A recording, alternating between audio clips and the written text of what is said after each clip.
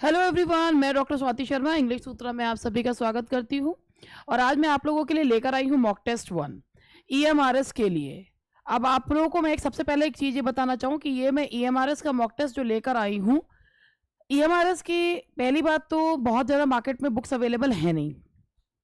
ठीक है, जो अवेलेबल है उनमें मॉक टेस्ट नहीं है। पेपर ही नहीं हो तो पेपर जो है, जब अभी तक पेपर ही नहीं हुआ तो टेस्ट का प्रीवियस ईयर आएंगे कहाँ से। ठीक है, ये मैंने एक छोटा सा मॉक टेस्ट तैयार करा है 40 क्वेश्चंस का। इसके सिलेबस को देखते हुए मैंने खुद तैयार कराया है ये 40 क्वेश्चन का टेस्ट पेपर कि अलग अलग जो जिस तरीके का इसका सिलेबस है क्वेश्चंस लेकर टेस्ट पेपर तैयार करा है। क्योंकि अगर कोई कहे प्रीवियस ईयर करा दो तो भैया अगर आपके पास हो तो मुझे भेज देना। ठीक है, आपका कोई कहे कि भाई केवल मॉक टेस्ट की सीरीज जो है सॉल्व करवानी शुरू कर दो, आपके पास हो भेज देना, मैं सब करवा दूंगी। नहीं तो भैया तैयार करने में लगता है टाइम, और तैयार करके खुद ही तैयार करा है टाइप करवा के, तब उसके बाद जो है मैं यहाँ पढ़ाने के लिए आई हूँ। ठीक, क्योंकि है ही नहीं। आपने भी देख लिया होगा बुक्स मार्केट में, अगर आपको को मिली हो मार्केट में बुक्स, तो उनमें टेस्ट पेपर अगर प्रीवियस ईयर लगे हुए हो तो मैंने तो देखा नहीं, मैंने भी सर्च करा था, मुझे नहीं मिला। तो इसको मैंने अपने हिसाब से बनाया है। ठीक है जी। फिर उसके बाद अब ये वाली जो किताब है ना, ये वाली कहाँ गई, चल क्यों ना रहा, ये वाली जो किताब है द पाथ टू विक्ट्री, अब ये 2 दिन बाद जो है ये अमेजोन पर आ रही है। पाथ टू विक्ट्री 2 दिन बाद अमेजोन पर आ रही है। तो जिन लोगों को अमेजोन से ही खरीदनी है, हमारे ऐप से नहीं खरीदने का मन है उनका, वो अमेजोन से ही खरीद लें। ठीक है, तो द पाथ टू विक्ट्री आप लोगों के लिए हेल्पफुल रहेगी। बहुत सारी चीज़ें इसमें आप लोगों को, कुछ ऐसी भी चीज़ें पता चलेंगी, कुछ वो भी चीज़ें पता चलेंगी कि जो हो सकता है आपने पहले ना पढ़ी हो, या और भी बहुत सारी चीज़ें हैं जो अब जब आप बुक खरीदेंगे तो आपको पता चलेगा। नेक्स्ट ये है एक बैच। अब मुझे पता है इस वाले बैच में इतना कोई इंटरेस्टेड तो है नहीं, अब इसका ऐड करके करूँ क्या। ठीक है, तो मैं कर ही नहीं रही इसका ऐड। ठीक है, ये वाला बैच अच्छा है, मगर इसमें भी आजकल ऐसा लग रहा कोई इंटरेस्टेड ही नहीं है। खैर, अगर आप इंटरेस्टेड हो या ना हो, हमारे ऐप को, इंग्लिश सूत्रा को ऐप प्ले स्टोर से डाउनलोड करिए। डाउनलोड करने का कोई पैसा नहीं लगता। और सबसे बड़ी बात, आप ऐप डाउनलोड करते हो, आपका फ़ोन नंबर सब चीज़ हमारे पास आती है, मगर हम कभी कॉल नहीं करते। इसीलिए अपना नाम छुपा छुपा के मैसेज जो है ऐप डाउनलोड करने की कोई ज़रूरत नहीं है। आपका जो नाम है, खैर वो भी आपकी मर्जी है। आप ऐप को केवल आइए, ऐप पर ये देखिए कि ऐप पर आपके काम का कुछ है या नहीं है। वो स्टोर में जाकर सब कुछ आपको दिख जाएगा। ठीक है जी। चलो अब मैं जो है स्टार्ट कर रही हूँ। और इसके साथ ये वाला बैचेज अच्छे हैं, वीडियो बैचेज हैं, DSSB के हैं। आने वाली है वैकेंसी DSSB की भी, TGT की लाइव बैच भी स्टार्ट होगा। और बाकी वीडियो बैच तो है ही, जब तक लाइव नहीं शुरू हो रहा आप वीडियो बैच ले सकते हो, उसका स्विच कर सकते हैं एक्स्ट्रा पैसे देकर, पहले बता रही हूँ मैं। हाँ, और इंग्लिश सूत्रा की आप वेबसाइट भी देख सकते हैं। क्या है वेबसाइट इंग्लिश सूत्रा की? englishsutra.com हमारी वेबसाइट है, आप वेबसाइट भी देख सकते हैं हमारी। और TGT के हैं, PGT के हैं, जो भी आप देखना चाहें ये आपको यहाँ पर दिख जाएगा। चलो बस बहुत हो गया, अब हम लोग जो है स्टार्ट करेंगे क्वेश्चंस। ठीक है जी। ये मैंने मॉक टेस्ट बनाया, 40 क्वेश्चन का मॉक टेस्ट है ये। ठीक है, 40 क्वेश्चन का मॉक टेस्ट बनाया मैंने। तो पहला क्वेश्चन है ब्रेट एशले। अब आप देख रहे अमेरिकन लिटरेचर से। अब क्वेश्चन मैं पढ़ रही हूँ, आप लोगों को ऑप्शन देखने हैं। Brett Ashley is the central character in one of Hemingway's play novels, which one of the following? For whom the bell tolls, the sun also rises, a farewell to arms, the old man and the sea.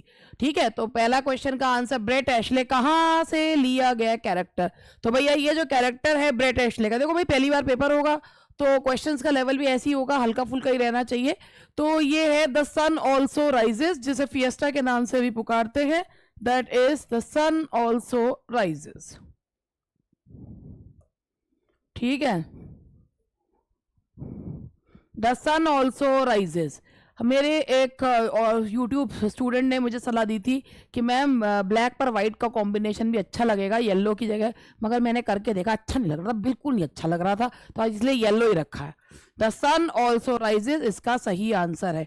आप लोग Hemingway जो है वो एक जो है American writer है, जिनको अपने old man and the sea के लिए नोबेल प्राइज़ मिला। और the sun also rises Fiesta जिसका नाम भी है।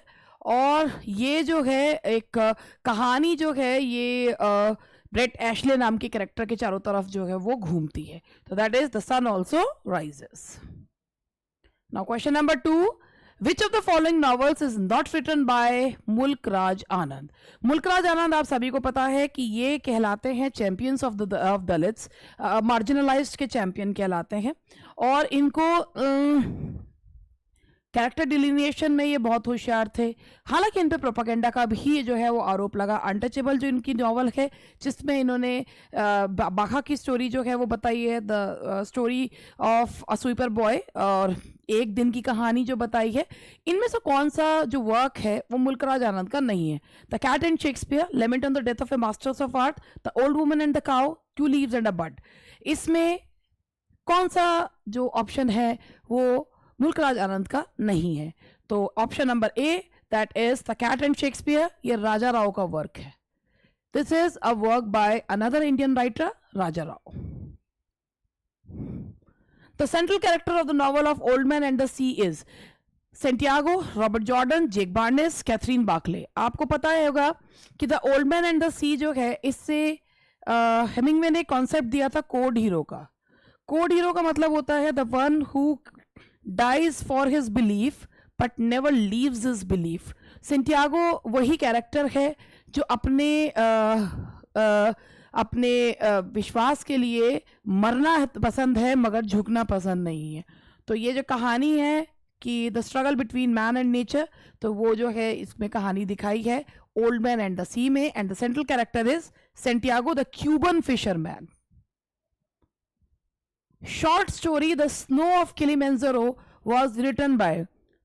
शॉर्ट स्टोरी जो है ये द स्नो ऑफ किलिमंजारो, ये किसके द्वारा लिखी गई है? Hemingway, Walt Whitman, William Faulkner, मुल्क Raj Anand.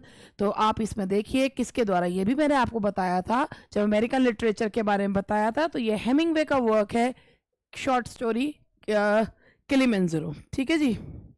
Now the next one is,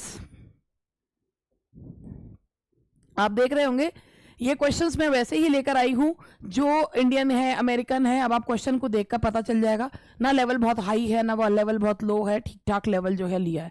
the first literary work of Ezekiel is morning walk, exact name, hymns in darkness, a time to change.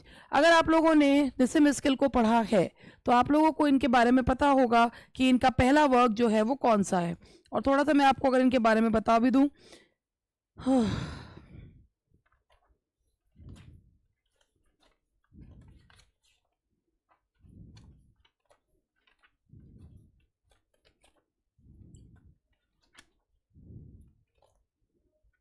हाँ जी, तो मैं आप लोगों को बता रही थी इनका जो पहला वर्क है that is time to change, that came in 1952. ये उनका पहला पोइटिक कलेक्शन है. ये मेरे अपने नोट्स हैं, देखिए पोइटिक कलेक्शन है और इसमें पोइट्री, लव एंड मैरिज जो हैं इसमें इसकी मेन थीम्स हैं.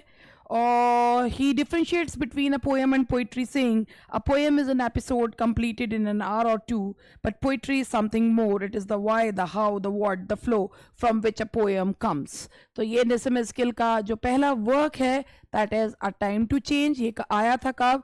1952 में. ठीक है जी. मैं फिर आपको बता रही हूं कि ये EMRS का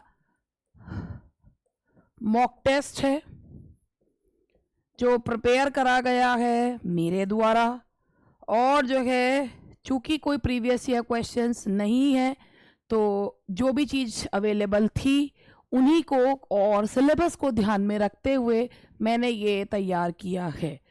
दूसरी बात, मेरा कोई कोर्स EMRS पे, मैं EMRS का पेड क्लासेस नहीं करा रही हूँ. हालांकि DSSB और EMRS का सिलेबस लगभग मिलता जुलता है, तो मेरे पास DSSB भी अवेलेबल है मगर वो भी लाइव नहीं है.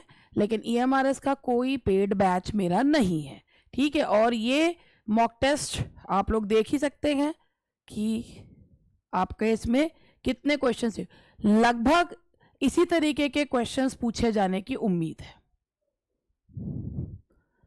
Alastor or the spirit of solitude shows Shelley's seeker for ideal beauty or aspect, seeker for universal happiness, untouchable reformer, wanderer aspect. Alastor और द स्पिरिट ऑफ सॉलिट्यूड जो शेले का वर्क है. शेले जो कि एक रोमांटिक पोएट थे, यंगर रोमांटिक थे और उनकी जो अलास्टर और द स्पिरिट ऑफ सॉलिट्यूड की जो थीम है वो है आइडियल ब्यूटी. तो that is Sikar for ideal beauty aspect. अच्छा लग रहा होगा आपके जो क्वेश्चन सारे सॉल्व हो रहे हैं, तो अच्छे लग रहा होगा आपको भी. आई होप आपको अच्छा लग रहा होगा. The title a game of chess comes from India, USA, Shakespeare's the tempest, Middleton's play women beware women. आप लोगों को अ गेम ऑफ चेस पता होगा कि ये वेस्टलैंड, द वेस्टलैंड जो वर्क है बाय टी.एस. इलियट, ये टी.एस. इलियट की एक 5 सेक्शंस में डिवाइडेड पोएम है, जिसका एक सेक्शन है अ गेम ऑफ चेस. और उस गेम ऑफ चेस में ये लिया गया है विमेन बिवेयर विमेन से. और ये जो कि ये एक पॉलिटिकल सटायर था, विमेन बिवेयर विमेन. और गेम ऑफ चेस सेगमेंट है किसका? वेस्टलैंड का. वेस्टलैंड जो कि टी.एस. इलियट की पोएम है, जो एक डिसइल्यूजनमेंट दिखाती है वर्ल्ड वॉर का. ठीक है, तो ये है, इसका टाइटल आया है विमेन बिवेयर विमेन से. Who advocates disinterestedness in literary criticism? Eliot, Arnold, Dr. Johnson, Aristotle. तो क्रिटिसिज्म में डिसइंटरेस्टेडनेस का मतलब होता है यू मस्ट बी नॉनशलेंट. और ये किसने कॉन्सेप्ट दिया है डिसइंटरेस्टेडनेस का? It means whenever you criticise the work, criticism का मतलब होता है a critic is the person who work acts as a bridge between the writer and the reader. So where if the critic is disinterested, so he or she will be able to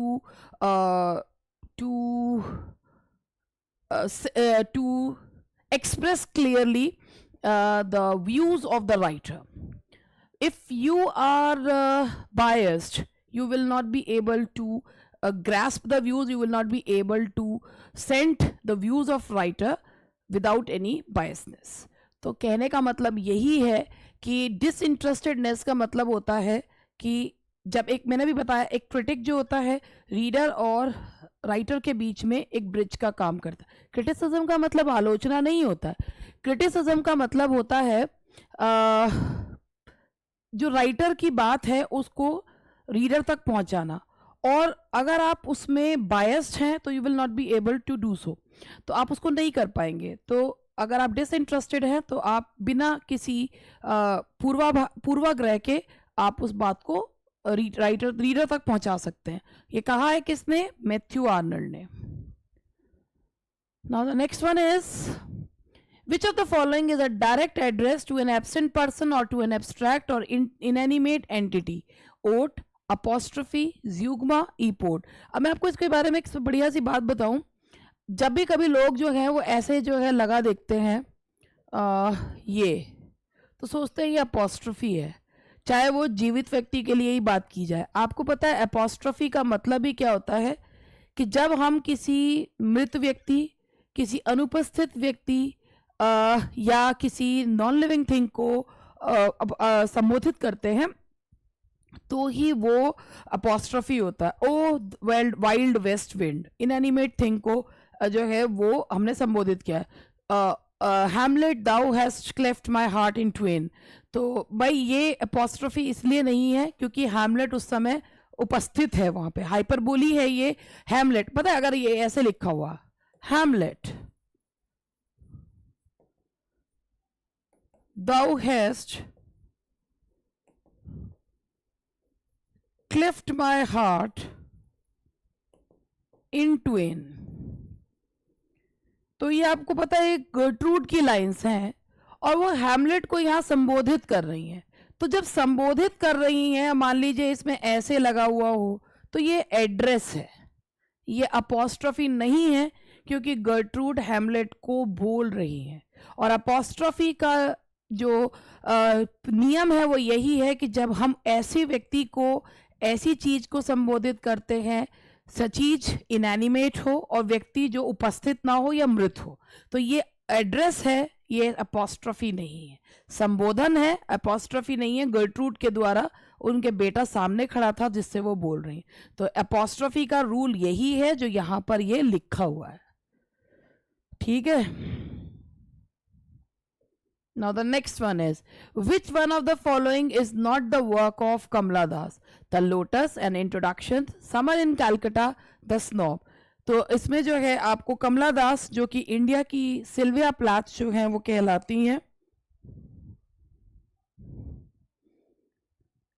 कमला दास कहलाती हैं India की Sylvia प्लेथ। ये confessional poet हैं और इनमें से कौन सा वर्क इनका नहीं है? इंट्रोडक्शन इनका है, समर इन कैलकटा इनका है, स्नॉब इनका है, लोटस इनका नहीं है। It is by Toru Dutt. Toru Dutt के द्वारा लिखी हुई रचना है the lotus tree, the lotus sorry, वो कैजुलिना ट्री और इसको मिला दिया मैंने। Which poem is not of Kamala Das? The freaks, history, my grandmother's house, in love. Kamala Das जिन्होंने बाद में अपना धर्म परिवर्तन कर लिया था और वो जो है एक उन्होंने 2 मुस्लिम और ब्लाइंड बच्चों को गोद लिया था। She was not at all satisfied with her personal life. Confessional poet थी। मेन जो थीम थी उनकी पोएम्स की दैट वॉज लव। हिस्ट्री उनकी पोएम नहीं है।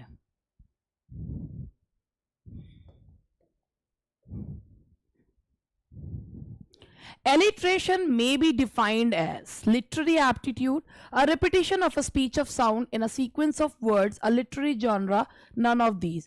आप लोगों ने एक ये जब एग्जाम में आया था तो ये जरूर पढ़ा होगा, alone alone, all alone।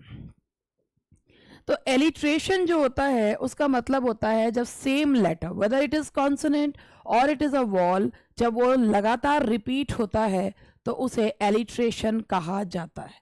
A repetition of a speech sound in a sequence of words. William Faulkner wrote a one-act play. Identify it. Marionettes, The Wishing Tree, Flags in the Dust, Light in August. William Faulkner के बारे में आप लोगों को पता होगा, pulp fiction लिखा करते थे और इनका जो है ये एक रीजनल नॉवलिस्ट थे।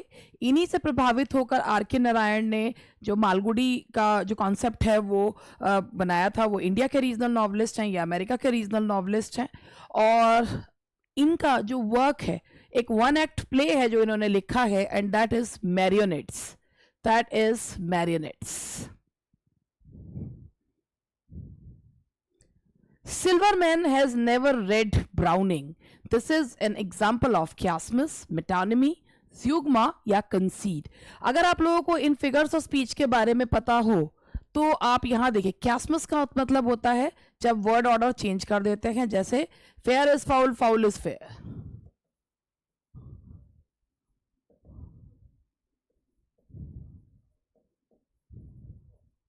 1 2 3 3 2 1 ये होता है chiasmus।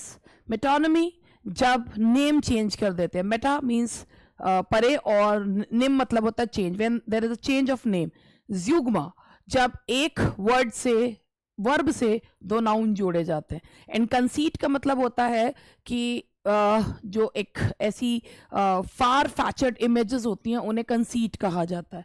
तो Silverman has never red browning. यहाँ वर्क्स ऑफ ब्राउनिंग के लिए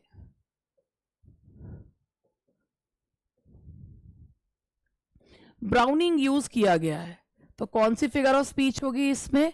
दैट इज मेटोनमी।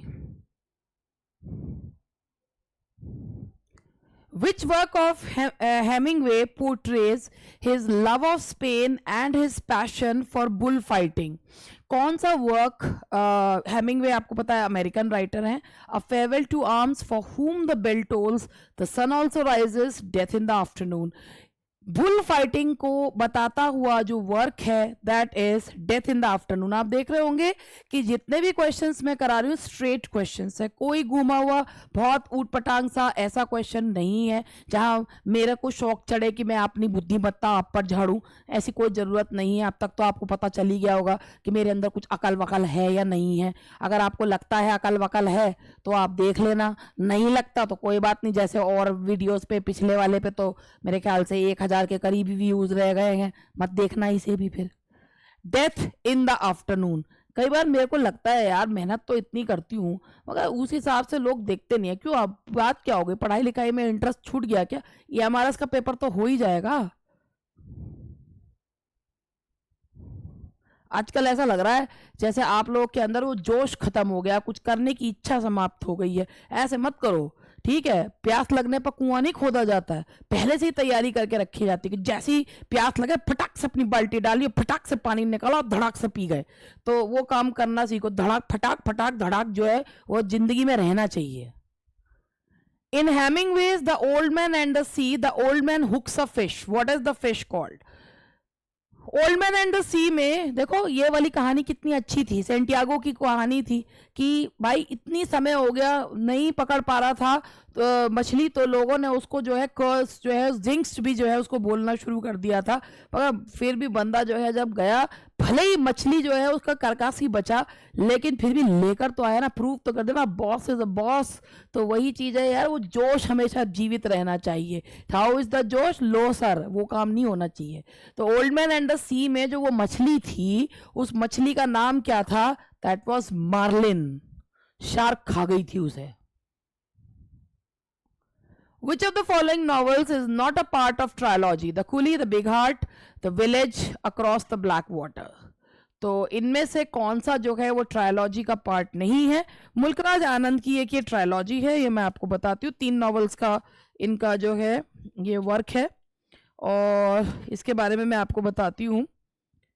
ये द विलेज, ये एक ट्रायलॉजी है, the village, across black water and the sword and the sickle.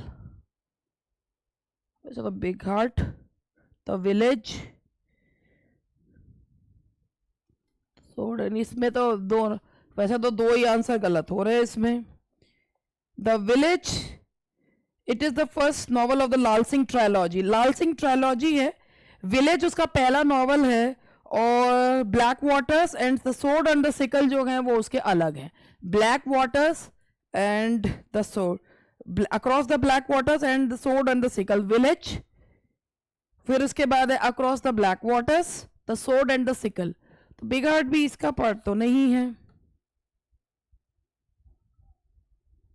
ये इसका पार्ट तो नहीं है, ना कूली है ना ये है, तो ये तो दोनों ही हो गए, ए और बी दोनों ही हो गए। क्योंकि जो ट्रायलॉजी है वो मैंने आपको बताया कि वो तो एफ हो गया question. The village, across the black waters and the sword and the sickle, ये होना चाहिए था।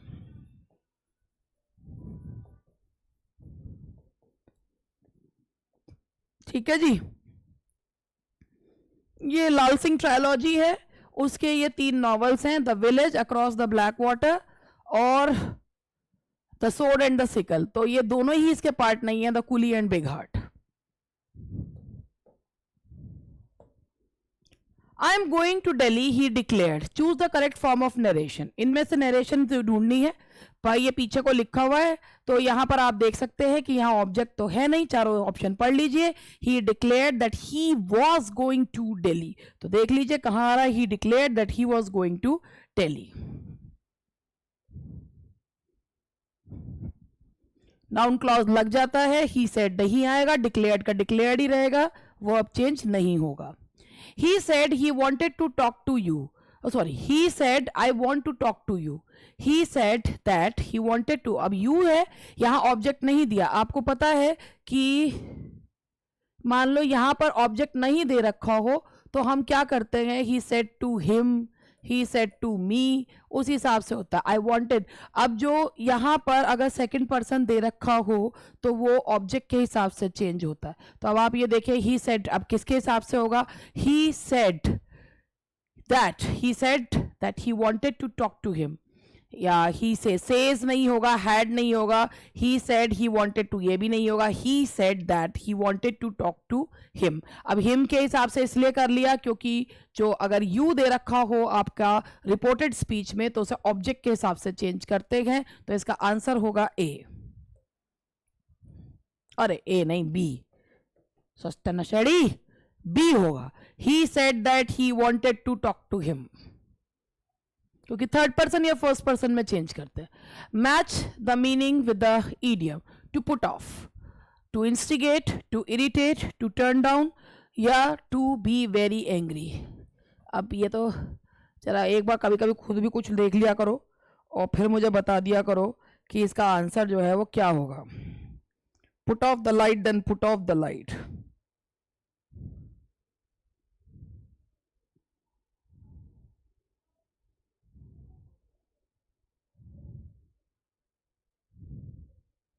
टू इंस्टिगेट का मतलब होता है कि किसी को उकसाना।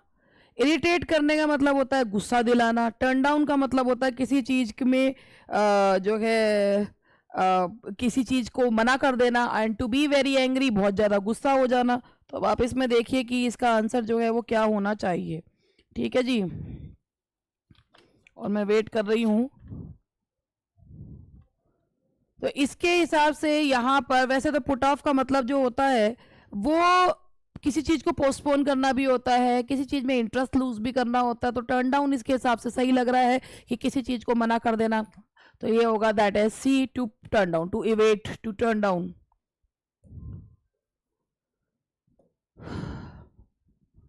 Question number 21. The word sadism is derived from a Greek pathological term, a native cult in medieval Florence, notorious French exotic writer Marquis de Sade, a Scottish secret society। अब मैं आपको बताऊं पहले ये वर्ड सैडिज्म जो है वो है क्या। सैडिज्म का मतलब होता है जब किसी के को पर अत्याचार करके जब आनंद की अनुभूति होती है। पर पीड़क को सैडिस्ट कहते हैं, पर पीड़ा को सैडिज्म कहा जाता है। तो ये जो सैडिज्म है ना वर्ड, ये कहाँ से आया है देखिए। नोटोरियस फ्रेंच इरोटिक राइटर, ये एक फ्रेंच राइटर थे मार्किस डी सेड, और इनकी जो राइटिंग्स होती थी वो इरोटिका हुआ करती थी। इसके अलावा ये इरोटिक वे में बताया करते थे हाउ टू। एक्चुअली जो सैडिस्ट होते हैं वो वही होते हैं जो एक सेक्सुअल प्लेजर लेते हैं किसी पे पेन इन्फ्लिक्ट करके। तो ये एक इरोटिका राइटर थे। In his writings he has given many ways to inflict pain on others and how to drive sexual pleasure out of that pen.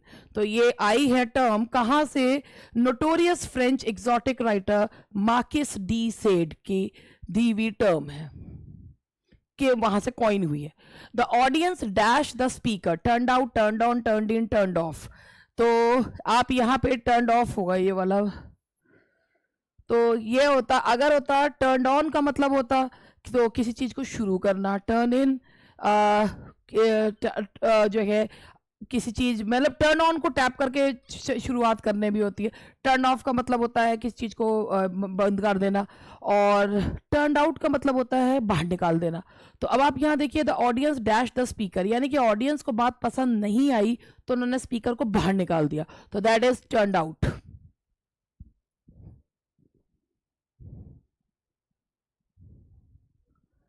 Does he run a hotel in Delhi, interrogative निकालना है, साधारण तौर पे interrogative निकालना है। तो आप ये देखिए, does he run a hotel in Delhi, तो ये क्या है आपका इंडेफिनेट टेंस का इंटेरोगेटिव है। तो इंडेफिनेट टेंस ढूंढ लीजिए इसमें से कौन सा है। तो यहाँ पर आएगा साधारण एक। हमें इसमें ये जो इंटेरोगेटिव सेंटेंस है, लिखा हुआ इंटेरोगेटिव है, इस इंटेरोगेटिव का हमको जो है वो असर्टिव सेंटेंस बनाना है। इंटेरोगेटिव तो इसमें गलत लिखा हुआ है, इसका असर्टिव ढूंढना है हमको, यानी कि स्टेटमेंट ढूंढना है इसका। तो वो स्टेटमेंट क्या होगा, he runs a hotel in Delhi. तो ये होगा does he run a hotel in Delhi.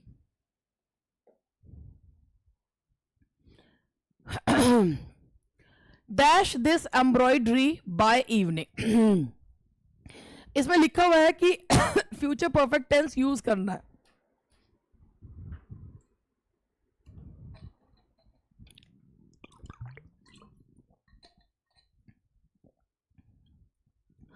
इसमें लिखा हुआ है कि फ्यूचर परफेक्ट टेंस यूज करना है।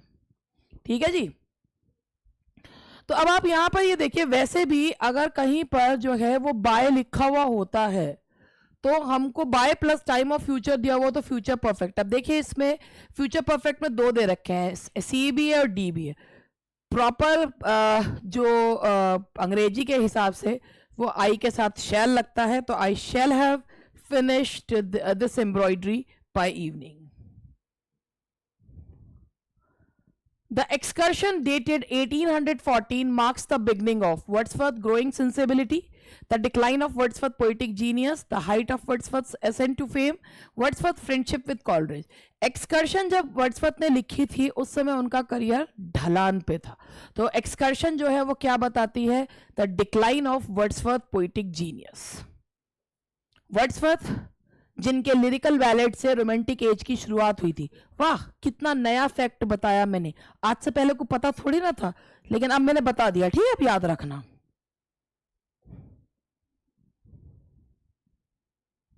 Which one is correctly punctuated? By heaven, I have done it at last. By heaven को by God, तो ये आश्चर्य बताता हुआ है।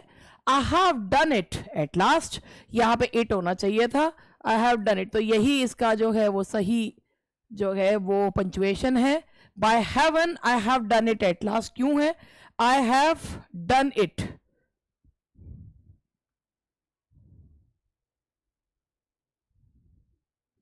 तो यहां पर बाय हेवन लगेगा। मैं एक बार इसको देखूं, इसमें कहीं से कुछ गड़बड़ तो नहीं है? ठीक है, बाय हेवन जो हमारा जो इंटरजेक्शन है उसे अलग करा, चूंकि आश्चर्य बताता हुआ है, मार्क ऑफ एक्सक्लेमेशन लगाएंगे, तो इसका ऑप्शन है आपका बी।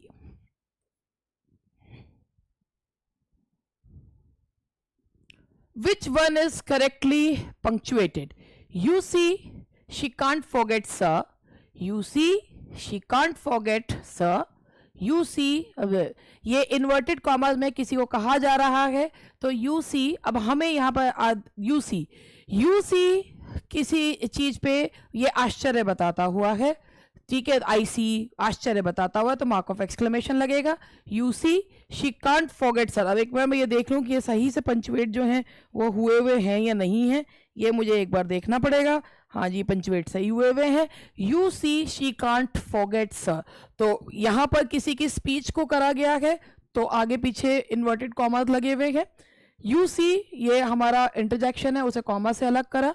जब किसी को संबोधित करते तो संबोधन से पहले कॉमा जो है वो लगाया जाता है, अगर लास्ट में आ रहा तो उसके पहले लगता है, और अगर वो शुरू में आता है तो उसके बाद लगता है, तो यहां आएगा ए।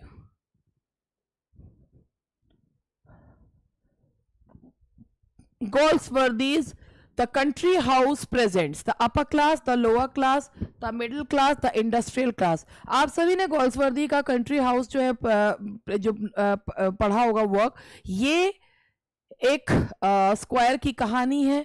कंट्री हाउस अपर क्लास को बताता है, कंट्री हाउस बताता है किसको? अपर क्लास को।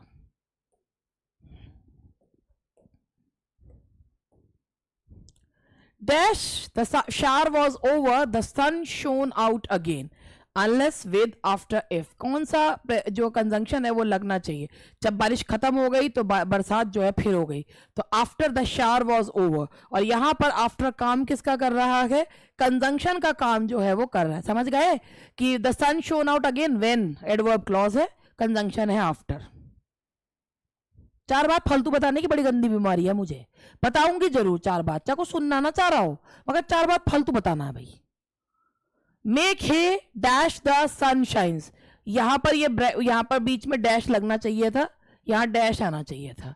मेक हे कब, कब का जवाब दे रहा है, एडवर्ब क्लॉज है, टाइम बता रहा है adverb. Make hay when the while the sun shines, make hay while the, तो कब का जवाब दे रहा है? मेक है, व्हेन नहीं है, मेक है। जब और वाइल तब लगाते हैं जब किसी काम के दौरान कुछ काम हो रहा हो, तो जब तक सूरज चमक रहा तब तक जो है घास के गट्ठर बना लो, तो सूरज के चमकने के दौरान जो है वो गट्ठर बना रहे हैं, तो वाइल लगेगा, एडवर्ब क्लॉज ऑफ टाइम है। देखा, फिर बता दी चार बात फालतू। A pair of scissors dash necessary for craft work, was is are were. भाई ऐसा है, अब किसी के दिमाग में आ सकता है वॉज भी तो लगा सकते हैं, इज ही क्यों लगाएं? तो पहली बात यह है कि ये एक जनरल सेंस में बात की जा रही है, और जनरल सेंस में बात करी जा रही है तो उसके साथ हम लोग जो है प्रेजेंट इंडेफिनिट या सिंपल प्रेजेंट लगाते हैं। अ पेयर आ रहा है तो सिजर्स जो है वो सिंगुलर हो गया है, खाली सिजर्स होता तो जो है वो प्लूरल होता। अ पेयर है तो उसके हिसाब से और जनरल सेंस में बात की जा रही है, इसलिए लगेगा is. A pair of scissors is necessary for craft work. The heroic couplet generally dash is. अब ये हीरोइक कपलेट क्या है, वैसे तो आप सबको पता ही होगा, मगर हीरोइक कपलेट फिर भी मैं बता देना अपना धर्म समझती हूँ। 2 लाइन का जो स्टेंजा होता है, 2 लाइन स्टेंजा, जिसकी हर लाइन में 10 सिलेबल्स होते हैं, और 10 सिलेबल्स, और जो पहला सिलेबल होता है वो अनस्ट्रेस्ड होता है, दूसरा स्ट्रेस्ड होता है। इसको आयम्बिक कहा जाता है, और 10 सिलेबल्स को पेंटामीटर कहा जाता है। पेंटा मीन्स होता है 5 feet 10 syllables, that is iambic pentameter.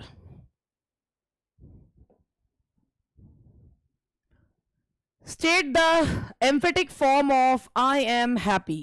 I am really happy, I am very happy, I am so very happy, I am so happy, I am so happy, happy happy happy।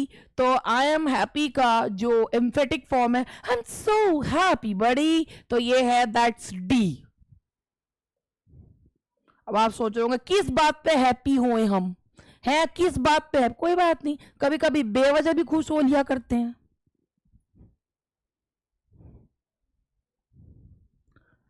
Agitprop theatre, a well-known form in 20th century, is a form of folk theatre, Brechtian their drama, Marxist or communist propaganda using the theatre form, a civil rights movement on the streets of Chicago, United States। ये agitprop theatre क्या होता था, एक propaganda जो है वो drama हुआ करते थे जो अपने पॉलिटिकल इश्यूज के लिए थिएटर्स का यूज किया करते थे। तो दैट इज मार्क्सिस्ट और communist propaganda. What is the word limit of a notice for class 11th and 12th? एक minute.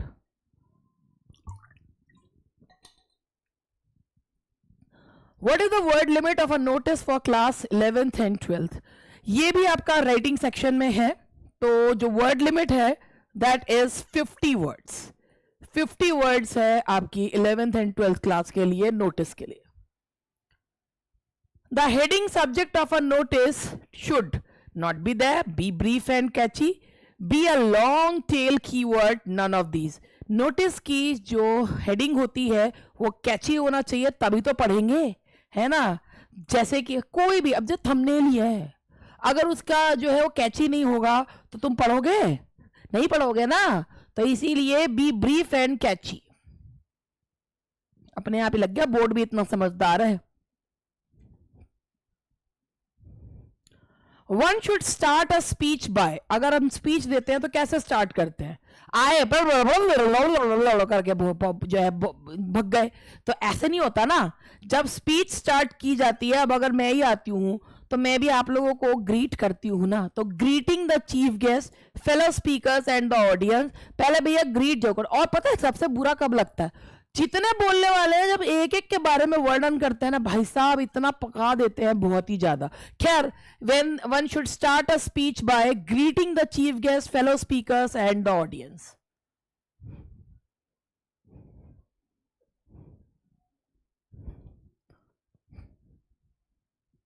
Which of the following is used while writing a note? Verbs, articles, clauses, abbreviation। जब हम note making करते हैं, notes बनाते हैं, फटाफट notes बनाते हैं, तो हम क्या यूज करते हैं, एब्रीवेशंस यूज करते हैं। बाद में जब उनको डिटेल वे में लिखते हैं तो उन एब्रीवेशंस को शॉर्ट फॉर्म को जो है ओपन फॉर्म में लिख लेते हैं। Name and designation of address in business letters is written on the right margin, at the center, left margin, at the bottom। अब जैसे कि आपको भी पता है, अब जब लेटर्स लिखे जाते हैं तो सब चीज लेफ्ट हैंड साइड पे लिखी जाती है, कोई भी चीज राइट हैंड साइड पर नहीं लिखी जाती। अब पहले की तरह नहीं लिखते टू द प्रिंसिपल, ये पूरे उस पर इंडेंटेड फॉर्म करते हैं। तो ये है कहाँ लिखा जाता है, left margin. And the last question for today is, in a formal letter, date is placed above sender's address, below receiver's address, between sender's and receiver's address, none of these। कहीं तो डेट लिखेंगे, कहाँ लिखते हैं, between the sender's and receiver's address। तो देखिए ये question paper, एक छोटा सा क्वेश्चन पेपर आप लोगों के लिए मैंने तैयार करा है, ये मेरी मेहनत है। थोड़ा सा इसे अप्रिशिएट कर दोगे तो मुझे भी अच्छा लगेगा। तो बस इसके, क्योंकि मैं तो कभी आपसे कहती नहीं लाइक करो लाइक करो लाइक करो, शेयर करो शेयर करो शेयर करो, और जो है बेल आइकन प्रेस करो बेल आइकन प्रेस करो। बड़े बड़े लोग भी कहते हैं मगर मैं नहीं कहती, मैं तो छोटी मोटी लोग हूं फिर भी नहीं कहती। तो ये सब तो कह नहीं रही, मगर फिर भी अगर कर लोगे तो कोई बात नहीं। ठीक है जी, चलते हैं, बाय बाय।